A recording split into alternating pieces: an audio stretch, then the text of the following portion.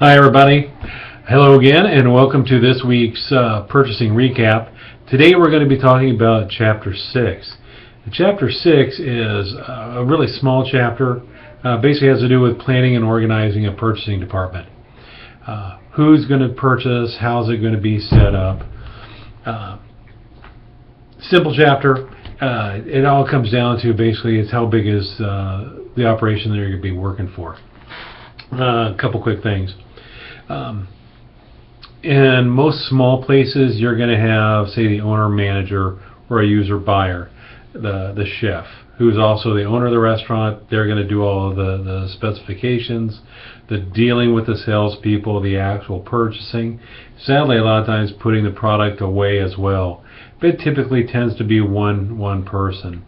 In a small operation, they usually will not pass that off to somebody else. They like to keep total control of it. They like to make sure that it's going to be the way they want it every week. So they tend to do it. As operations get larger, they may expand and have more like a purchasing department. A little bit bigger of an organization might have a steward or an assistant manager whose job it is to purchase products and take care of things coming into the restaurant, all of the ordering and such. Johnson County Community College, for example, I've spent some time up there for their culinary arts program, and they have a steward who takes care of all the ordering. Instructors tell him what he wants every week. He puts an order together, he orders it, he puts the food away when it comes in, and then actually dishes up the food, the raw product, for the different classes to pick up as they go. It's a great system. Not a lot of schools though are going to spend that kind of money. As we get bigger, we might have a whole purchasing department. For example, when I worked at Ball State, we had a pretty good-sized purchasing department just for the hospitality side. But we were purchasing food through the department for about 10,000 students who ate on a daily basis. So you can imagine we needed a lot of people. We had a director of purchasing, and her sole job was to do the purchasing for the university food and beverage. It's funny, not everybody has a purchasing agent. I take this school for example. If I want something, basically I have to research it. I order it myself, whether it be office supplies or food. We don't have centralized purchasing. We do the research, we do the purchase order, we send it up. Now, depending on what it is, we even order it ourselves. So it just depends on the company. And when you get bigger, you may end up with a vice president of purchasing, somebody who's got a whole department underneath them, a director underneath that, assistant managers underneath that. When you talk about like chains and those companies that are across the country, you definitely have to have somebody in total charge. Imagine, I think your book uses an example of IHOP. And imagine if IHOP puts out a special this week on a blueberry pancake.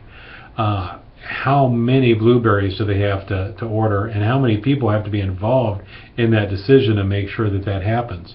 It's going to take more than just one person in that whole chain of command to make sure that those things get ordered properly.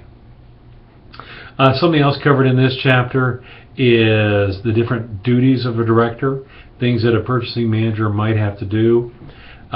Some of the things they mention are staffing, putting people in the right places, making sure you've got people that can do the job, writing job specifications. All right, and there's a couple things that go into making a good purchasing manager. The book addresses a couple. You've got technical skills, conceptual skills, and human resource skills. We actually talk about these more in another chapter, but briefly, technical skills. Obviously, there is a certain part of this job that requires the ability to read and write properly. Math skills are a great help. Being able to work with computers and things like that. All those technical skills. Conceptual skills are being able to think outside of the box and take policy and actually turn it into workability. So being able to conceptualize something from beginning to end. And then human resource skills, the last one. In purchasing, obviously we're going to deal with a lot of people. We're going to deal with the people we order from. We're going to deal with the people that deliver the product, the people that put it away, the people that use it. And having proper people skills are incredibly important. The last thing in this chapter has to do with co-op buying and communal buying. Now, the policies, what we're talking about here with co-op or communal buying, is when we go together to buy things typically. You'll see this a lot in school corporations, where a school corporation comprised of 10 different schools will go together. They'll buy all of their paper towel and toilet paper from one company, and they'll have it shipped to one central source. I believe we've covered this actually prior in another chapter. Then School A will send a driver over to the central stores, will pick up the amount of paper that they've requested, and take it back to their school. Quantity buying is why this is important. You get a lot more product for your dollar. Why this is in the organizing and purchasing department is basically just because it's another way to set up a purchasing department. You might be buying everything or 90% of your product from community buying or co-op buying, and so you're going to have a different structure there. Do you necessarily need a purchasing director if you're going to do co-op buying? Somebody has ultimately got to be in charge, but why would you pay the money for salaries for somebody to run it? That is basically chapter 6 in a nutshell. It's a very small chapter. So read it, enjoy it, do your discussion question, and we'll be back to do chapter 7 in just a bit. Thanks.